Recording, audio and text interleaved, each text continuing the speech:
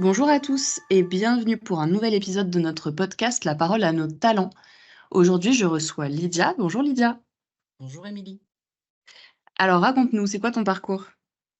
Alors, écoute, je suis arrivée chez Talent Solutions en 2014, donc ça fait 10 ans. J'ai commencé par être conseillère, sur le contrat de sécurisation professionnelle, donc pour accompagner, des bénéficiaires en situation de licenciement économique sur, l'emploi, le projet professionnel, la formation et puis finalement, j'avais envie, voilà, de bouger. Je suis quelqu'un de terrain. Je suis devenue conseillère itinérante, donc j'allais sur les agences pour aider sur des accroissements d'activité ou sur des remplacements, et j'avais envie aussi de transmettre, les valeurs de l'entreprise, les méthodes, voilà, qui font que notre méthodologie aujourd'hui. Donc j'ai été conseillère au support performance, donc j'étais formatrice de conseillers, qui arrivaient, chez Talent Solutions. Et puis, on est venu me chercher, mon directeur de région à l'époque, pour développer un petit peu la relation entreprise, au sein de Talent Solutions en Île-de-France. Donc, j'ai développé le réseau, d'entreprises, créé des événements entreprises, des job dating, sur nos agences et le management est finalement arrivé de manière assez naturelle. Donc j'ai été, par la suite responsable de site, de proximité, donc avec, toute la réactivité, la polyvalence que ça nécessite.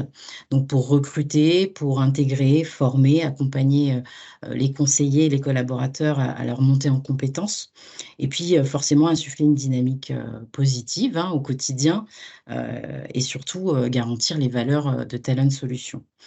Et puis finalement, j'avais envie aussi à un moment de contribuer de manière encore plus vaste, au développement d'un territoire. Donc, j'ai eu l'opportunité d'être donc responsable de région, adjointe Île-de-France, sur l'est de l'Île-de-France. Donc on m'a vraiment fait confiance pour le coup, puisqu'aujourd'hui je gère, en autonomie 4 départements. Je suis donc un peu l'ambassadrice, auprès, des commanditaires et des clients. Et puis, je suis là pour veiller à la satisfaction des clients, mais pas que, des bénéficiaires aussi qu'on accompagne.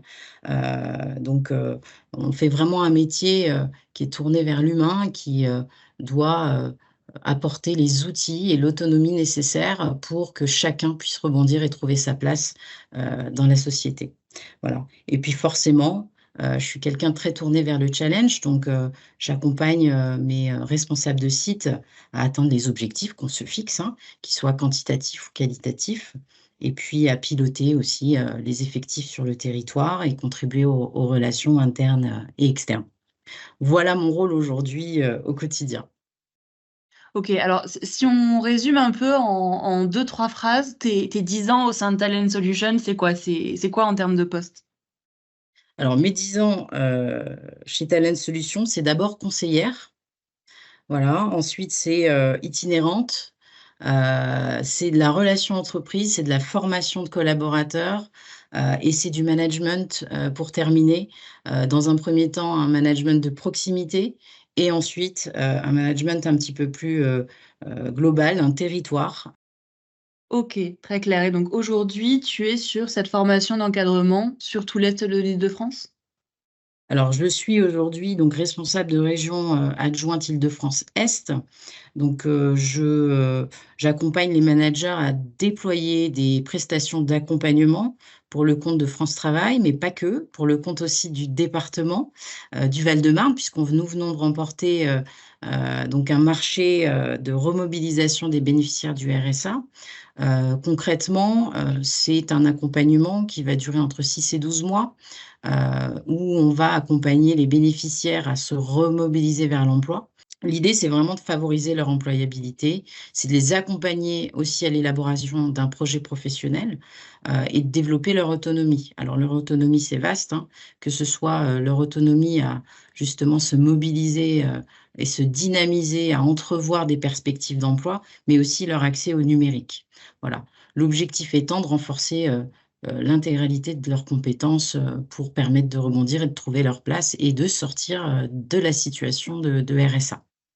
Voilà, Très clair, merci Lydia. bah, je Est-ce que t'en tu prie. peux nous dire pourquoi toi tu te lèves le matin? Pourquoi tu l'aimes ton boulot? Alors déjà, j'aime mon travail parce que je pense que, depuis toujours, hein, j'ai toujours été tournée vers les autres. Le management, c'est venu bien après, mais l'objectif premier, c'était de vraiment trouver du sens à se réveiller le matin et à se dire qu'on va contribuer à notre petite échelle à faire en sorte que chaque personne que l'on reçoit puisse trouver sa place. Ça, c'est l'objectif principal. Le deuxième objectif, c'est aussi de contribuer à ce que des personnes qui œuvrent pour ces gens-là puissent se sentir à l'aise, en confort et avoir les ressources suffisantes pour aimer leur métier au quotidien et eux-mêmes se réveiller le matin et avoir la pêche pour aller justement accompagner des bénéficiaires qui en ont besoin. C'est ça l'objectif principal. Donc je ne perds pas de vue au quotidien que oui, je suis manager, oui, je dois contribuer à la croissance de l'entreprise, mais je dois aussi prendre soin des salariés qui œuvrent pour les bénéficiaires.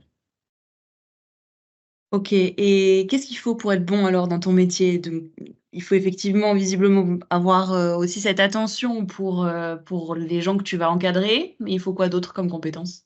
Alors, l'empathie, c'est bien, l'écoute, c'est indispensable, mais il n'y a pas que ça. Il y a aussi la réactivité. Quand on manage des équipes, heu on doit répondre à leurs sollicitations, on doit, voilà, essayer d'être les plus proches possibles d'eux pour, essayer d'observer, les situations, de blocage aussi parfois, mais aussi il faut, voilà, fêter les succès, il faut, encourager, il faut vraiment, aider à faire monter en compétence les collaborateurs pour qu'ils puissent aussi, développer un sentiment d'appartenance, être engagés dans ce projet, qu'est l'accompagnement, puisque c'est un vrai projet.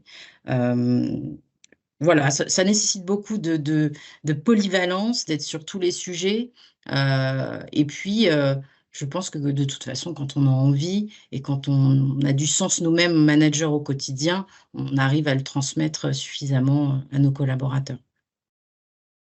Super, eh bien merci beaucoup Lydia, Bah, écoute, je t'en prie. Merci à toi de m'avoir invitée. et à tous à très bientôt pour un nouvel épisode de notre podcast La parole à nos talents.